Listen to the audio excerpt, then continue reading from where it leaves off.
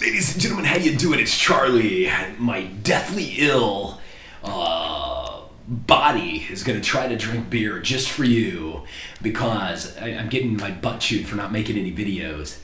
And anyway, today is a very special day in Serbia. Today is January 13th. And January 13th in Serbia is always New Year's Eve because Serbian Orthodox Church uses the Julian calendar. The Julian calendar is 13 days after the Gregorian calendar that we use in the USA. So if it's Christmas in the USA, December 25th, their Serbian Christmas is January 7th.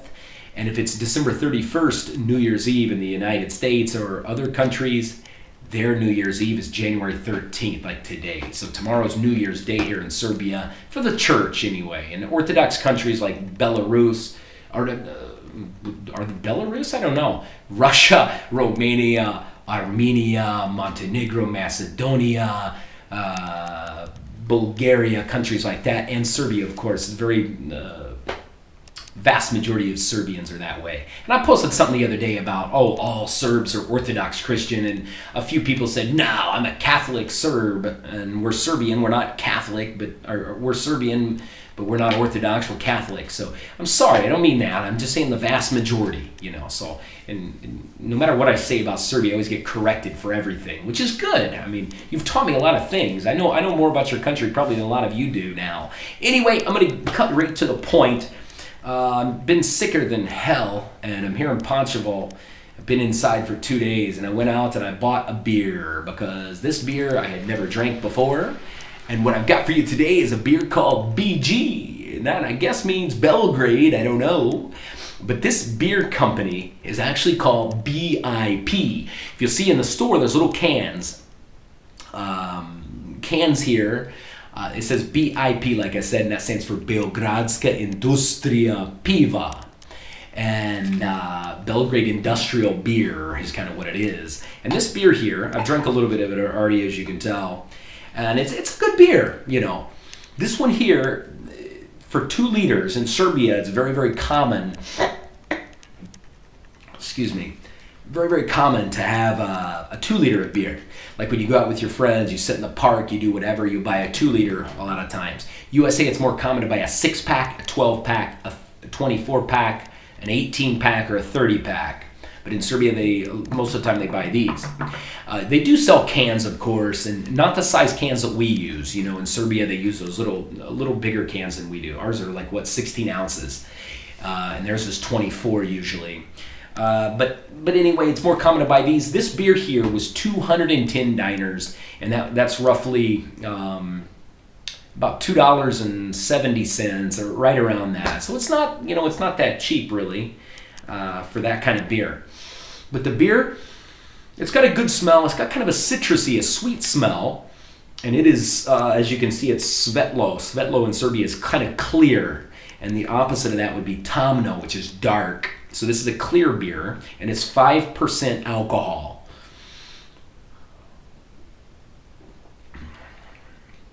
And the taste of it's nice. I mean, it's got a decent taste. It's got a little bit of an aftertaste, and that's one thing that I'm not really into. And lav, it reminds me of lav at the end, because even now I can still taste it way on the back of my tongue. Yellen Pivo doesn't really have that, and a lot of the other beers don't really have that, but this one does. But it's not too bad at all, And one cool thing about when this used to be Yugoslavia, years and 20-some years ago, 30-some years ago, whatever, they used to have beer factories in so many of these towns, so many of the smaller little communities, like Zrenjanin that I lived in, they used to have their own beers, Zrenjanin Pivo, whatever, Zrenjinsko, whatever it was. Jagodina still does, Jagodinsko. So a lot of these little places, many, many more had their own breweries and stuff, which is really, really cool. And just like all the factories and stuff, all these towns had many different factories, and now they don't. Most of them closed down after the fall of communism. So anyway, that's it, man. Beer Beogradska Industria Piva in Serbian. You know, in the USA, beer is a non-count noun. That means it's always plural or singular. You can't say beers, but we do. It's very, very common if you go to a bar and say, hey, give me 2 more beers, you know, or 3 beers. You know, but it's incorrect English. You're supposed to use the container that the beer's in, such as a bottle or a can. Those are count nouns. So you can say 2 cans of beer would be proper, but most people don't. 2 glasses of beer. But I would say, hey, give me 3 beers, you know. But in Serbia, they can do that. Beer can be counted. So you can say piva or pivo, which is 1, or plurals piva. So, you know, that's your lesson for the day, baby. What else is going on? I was on Pink TV a couple days ago. I look kind of rough because I'd been sick. And we're doing this big donation to the orphanage here, 2 orphanages here in Serbia, in Belgrade, I'm sorry. And today was the day we missed our deadline. We was going to do it today with my buddy, Eric, from Software Nation. He owns this big software company. And they're doing the donation for the kids that are 4 to 12 and spent a lot of money on that. And they delivered it today. And say, Serbia guys, we're doing it. We was going to do it today, but I'm waiting on gifts from a wonderful guy named John in England, Vesna in Canada, Anna in Zrenjanin, and Angelica, she's from here in Belgrade, Nada from Australia, she's from Australia, but she's here in Serbia.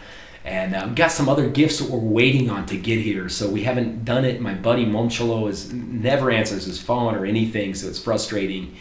So we're waiting on that stuff. So we push it off till the 15th. We're going to go. We're going to physically give them the gifts, you know, to do that, because it's so difficult to rely on the place to give it. I don't trust them. So we're getting these product. Actually, we're going to take them there, give them to the kids, and do a little video with them. And I know I'm going to cry, man, because I got a real soft heart when it comes to kids. And to get myself motivated, I watched this video. It's on YouTube, and you guys got to watch it. It was a Ukrainian orphanage. And I helped at an orphanage in Mexico and one time, and it just really, that's like the defining moment of my life, you know, really, where I found out that I was a spoiled person, really, in the scope of things. You know, this video, it's on YouTube, it's Ukrainian orphanage. It's for disabled kids in the Ukraine a few years back, maybe still. If your child is born disabled, you can give him up. And there was a cutest little kid, man. He was born with no arms and no legs. And smartest little guy, man. And he could move. I mean, he didn't have arms or legs, but to go from like somewhere to somewhere, he would use his neck and just flip himself around, man. He would fly down the stairs, man. Cute little boy. And it really broke my heart, because somebody was giving him a toy, like a little toy truck, you know. And they were so damn excited about this little toy truck. Man, all these little kids, somebody had brought him gifts or something, and they were so excited to get a little freaking truck, man. You know, and that showed that he even knew, man, that his parents just gave him away, you know. I mean, how could you even how could you even go through the day to know that your mother and your father dropped you off there and just left, you know? And horrible. I don't even like to think about it, because it's a day to celebrate here. But anyway, we're doing this to these kids, and I'm not doing it to be famous. I'm not doing it to kiss anybody's ass or look good. It's doing nothing but costing me money and everybody else money. We just doing it because we care and we want to, and these kids need it. These 2 homes here, there's the ones we're helping, there's 16 girls and 31 boys that are in this age group, 13 to 17. They've never had anything. They get nothing. Nobody's donated gifts to this orphanages that we're helping out. and nothing. And I can't imagine to grow up like that. So if you still want to help, we're going to postpone it. We're waiting on some of that stuff to get through customs, so it might be after the 15th. So if you want to help, man, please do. You know, I had a lady send 100 euros, and it was so nice of her to do.